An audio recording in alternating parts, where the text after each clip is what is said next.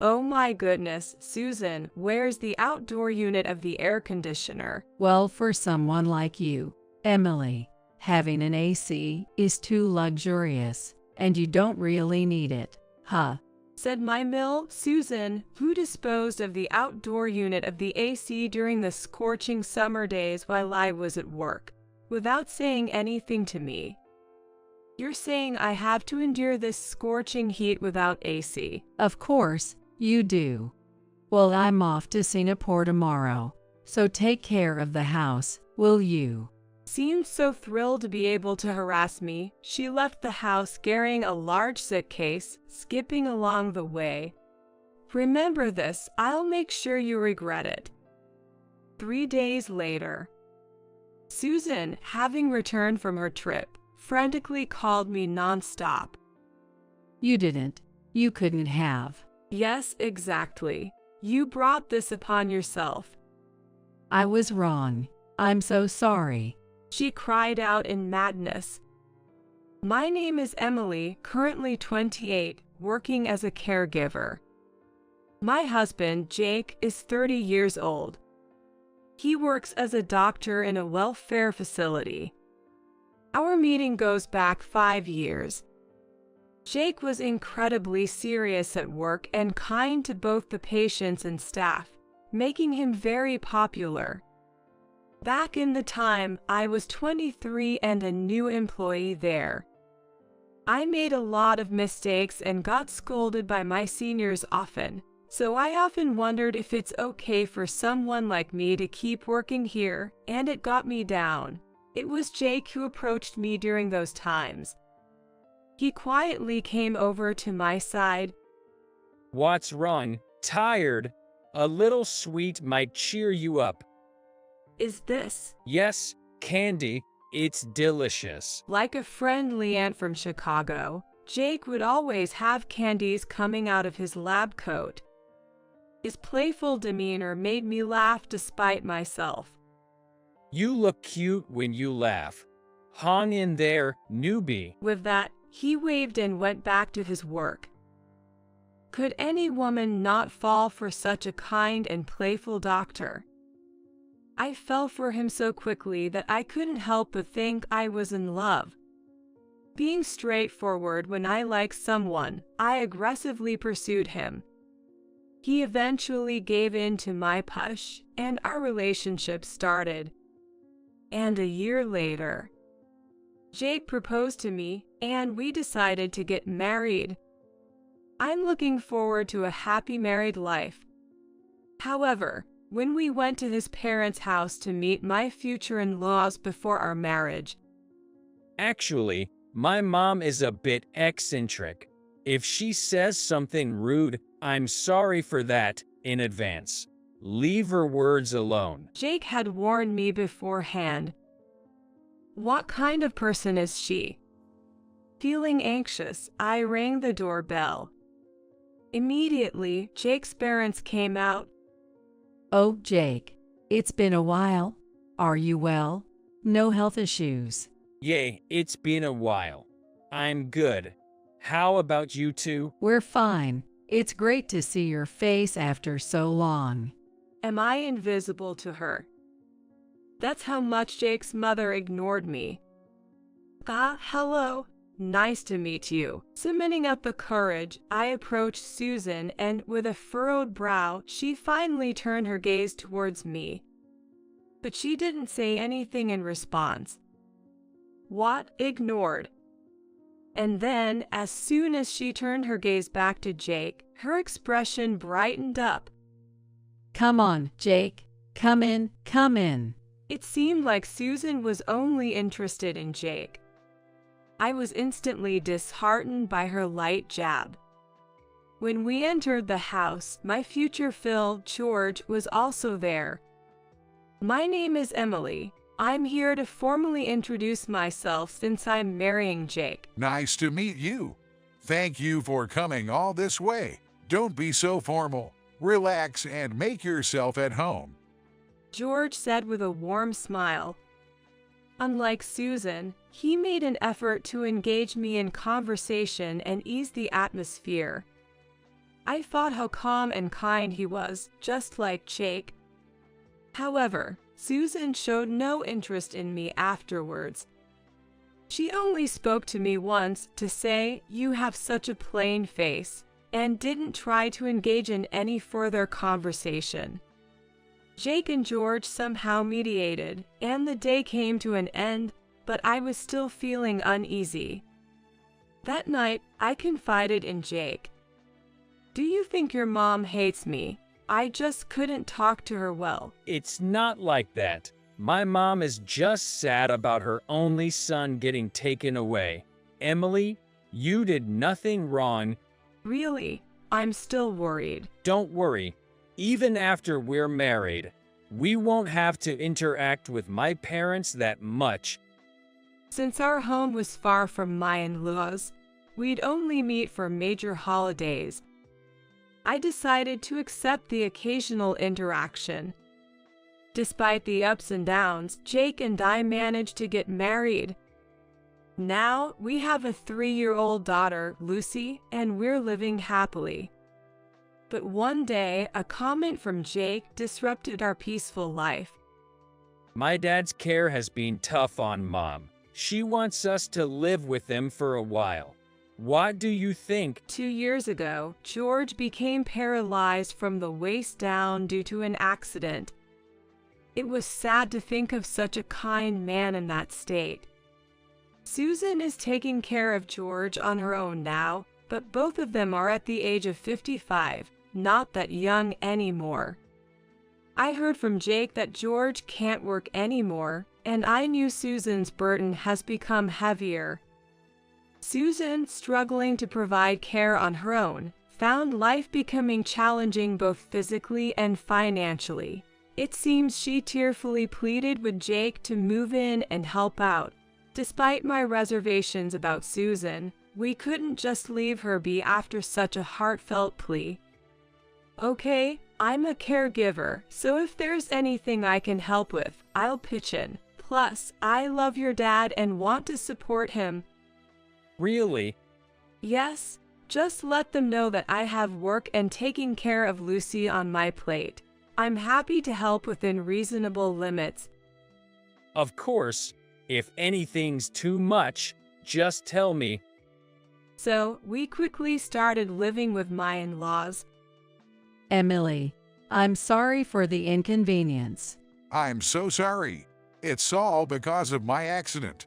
The two of them apologized deeply to us. "No need to apologize. I'm a professional caregiver. Let me know if you need anything." Thank you so much. Really, thank you. George's demeanor was as gentle as ever, but unlike at the beginning of our marriage, Susan seemed hesitant and modest, which made me feel relieved that perhaps we could manage to get along after all. But soon, Susan showed her true colors.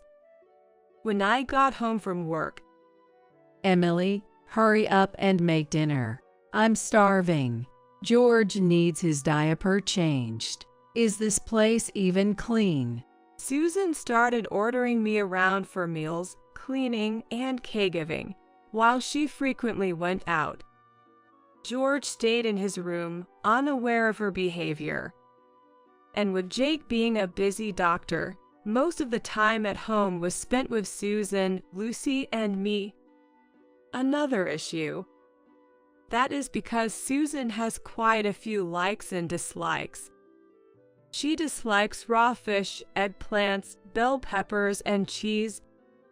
Even with the same ingredients, she can eat tomato dishes or ketchup, but not raw tomatoes. There are many specific preferences, and I can't remember them all, so I started making notes. Eating according to Susan's preferences leads to an unbalanced diet, so after preparing our meals, I have to make a separate menu for her. It's surprisingly stressful. Moreover, since Susan dislikes sweet bread, I need to prepare breakfasts with scrambled eggs, bacon, toast, and coffee. I need to make additional meals for Susan for breakfast, lunch, and dinner, which is quite a burden considering I'm also working and taking care of a child. I decided I couldn't keep this up without falling apart, so I asked her for help. Susan, I'm taking care of a kid and working. Could you help a bit with meals or laundry? Huh? What kind of spoiled talk is that? You're just a caregiver, right? My son is a doctor. You're not even in the same league, and you can't take care of a doctor's mother. I couldn't understand her logic at all. It's infuriating how she looks down on caregivers. And what does being a doctor's mother have to do with anything? Didn't Jake tell you before we moved in that we'd share the household chores? Geez, you're so loud. A daughter-in-law should not be so cheeky. Susan covered her ears with both hands, saying loud, loud, refusing to listen to me. She always waits until George and Jake are not around to complain or make snide remarks. It seems she doesn't want them to find out she's bullying me. But I can't stay silent anymore. So I decided to talk to Jake about it. Your mom is dumping everything on me. She won't listen to anything I say.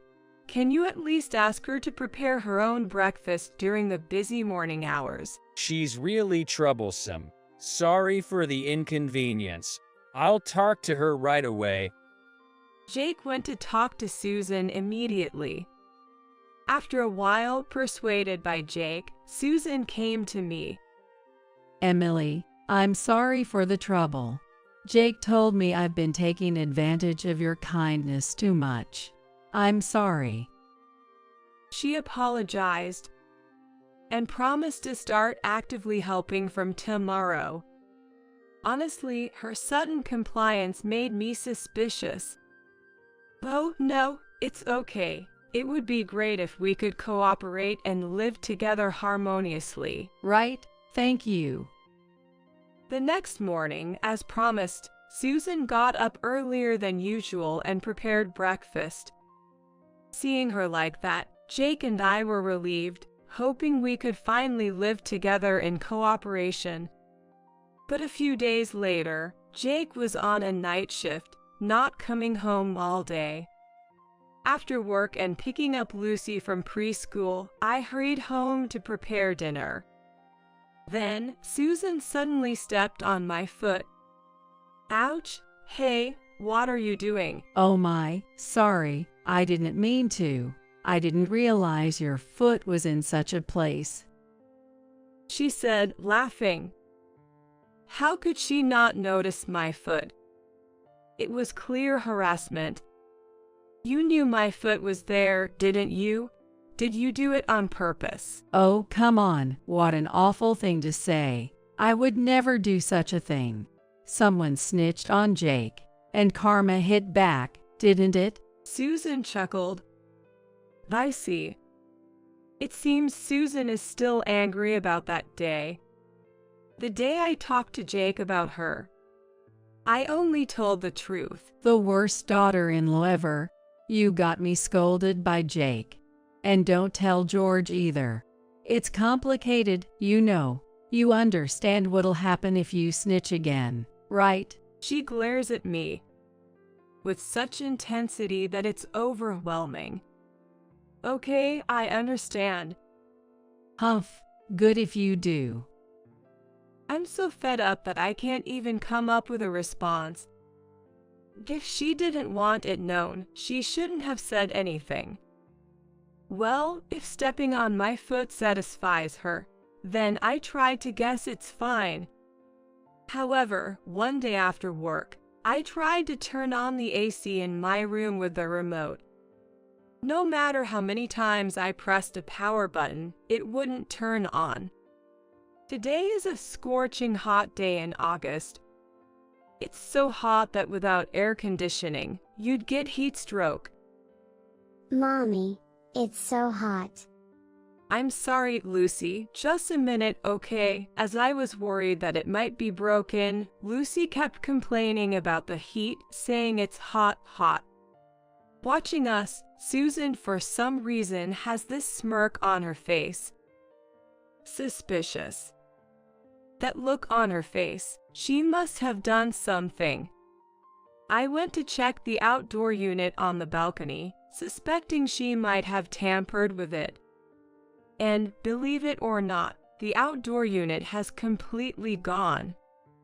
Not just for my room, but the air conditioner units for Lucy's room and the living room have been missing too. However, the units for Jake's room and George's room were still in place. There was only one person who could do such a thing. Susan. Susan, where's the outdoor unit of the air conditioner? I was furious. This is just too much. Unbelievable. For someone like you, having an AC is too luxurious, and you don't really need it, huh? So today I called a technician to come and pick them up. Meanwhile, Jake earns enough to afford luxuries. Such a no apparent reason for doing this. And she even took the one from Lucy's room. Lucy is only 3 years old, and although she sleeps with me, she always plays in her own room. You're saying we have to get through this blazing heat without AC? Obviously, right?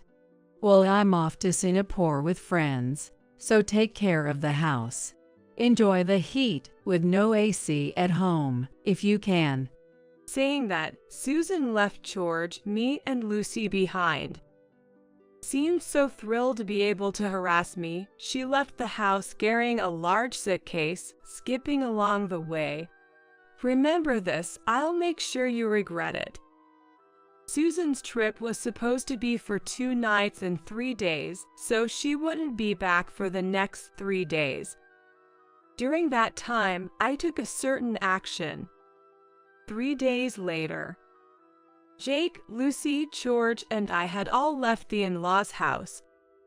Here's the lowdown. My younger brother had bought a condo at a young age, but he's currently on an overseas assignment and not living there. Since he wasn't planning to return to the United States for a while, I asked him to arrange for us to stay there until we find our next home. A frantic barrage of calls came from Susan upon her return. Emily, what's going on? Why is nobody home? Susan, it seemed like you really didn't want to live with me, so we left the house. What? Why would you do that? What about Jake and Lucy? And George isn't there either. Jake, Lucy, and of course George, we all left together. That's impossible. Jake and George would never do such a thing. And all the furniture and appliances are gone. What's going on? Susan was raging. Take that. Yes, during the 3 days before Susan returned, I revealed all the harassment she had done to me to Jake and George. The one who was most angry was George. You know, she can be really, even with little kids around. Unbelievable. Emily, I'm really sorry. No, it's not your fault at all, George. I have a good idea.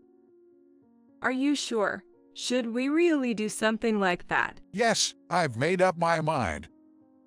And so, George sold all the furniture and appliances from the in-laws' house to a thrift shop. Most of them were old and not needed anymore, according to him.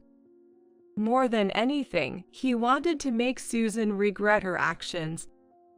With George's suggestion, by the time Susan returned, the in-laws' house turned to be empty, with no one there and nothing left.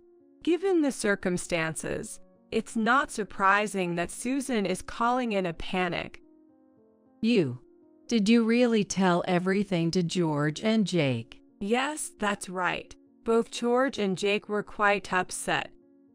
Didn't I tell you not to tell anyone? It's your own fault. Susan probably knows that George can be quite intimidating when he's angry, and once he decides on something, he never backs down. Susan panicking, realizing it would be bad if George found out. Then George, standing beside me, said, "Emily, let me talk to her." So I handed over the phone. Susan, You've done quite a number. Seems like you've been giving Emily a hard time. No, it's not like that. She's lying.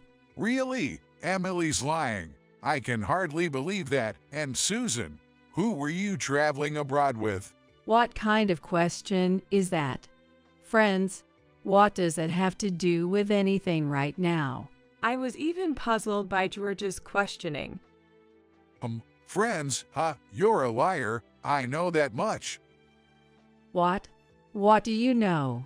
The person you went traveling with was a man, wasn't it? I've been suspicious of your frequent outings and consulted a lawyer friend. Turns out there's a lot of evidence.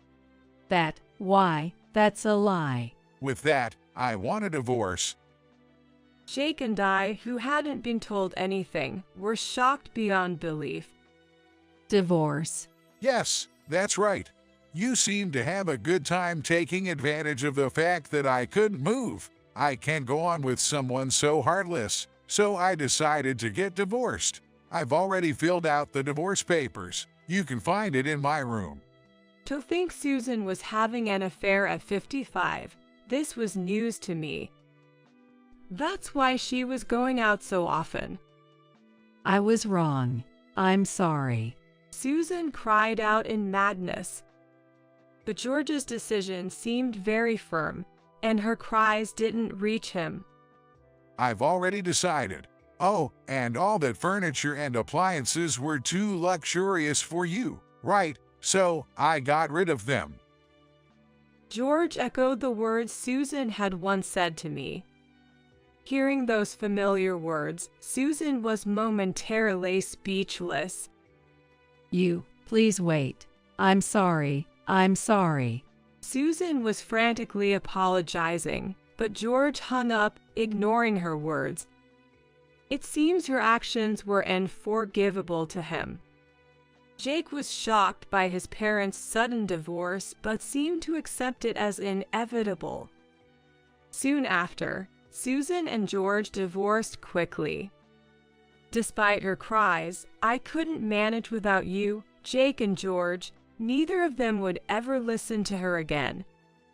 As for Jake, he had repeatedly told her to stop bullying me, but she didn't. So he seemed to reach his limit. Given George's situation, it was impossible for him to forgive her for neglecting him and having an affair. Left by the two guys she loved, Susan was alone in that now empty house. Rumor has it that her other man was also married, making it a case of double infidelity. She's being sued for damages by George and the wife of her other man. It's all her own fault. As for us, we decided to build a house. When we told that to George, he offered a significant contribution of money from his savings. I've caused both of you so much trouble. I am truly sorry. This is the least I can do. Live happily, the three of you. It's not about compensation.